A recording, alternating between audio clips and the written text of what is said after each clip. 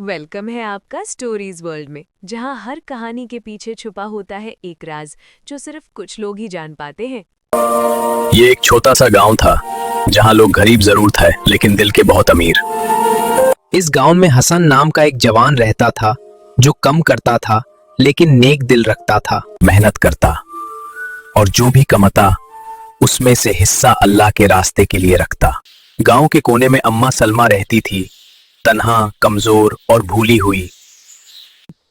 एक रात हसन ने खामोशी से उसके दरवाजे पर खाना रख दिया। अम्मा सलमा ने आसमान की तरफ देखा और कहा, या अल्लाह इस नेक बंदे को जन्नत नसीब कर। बाद ये सिलसिला रोज का हो गया, बिना नाम बिना शोर। एक दिन शहर से एक अमीर ताजिर आया। उसकी बेटी बहुत बीमार थी। उसी रात हसन ने एक और इम्तिहान देखा। एक बच्चा मौत से लड़ रहा था। बारिश, अंधेरा, थकान, लेकिन हसन रुका नहीं थी। अगली सुबह हसन खुद बीमार हो गया और पहली बार खामोशी छा गई। तब गांव वालों को पता चला कि छुपी हुई नेकी हसन करता था। ताजिर ने कहा, तुम्हारी नेकी ने मेरी बेटी को जिंदगी दी।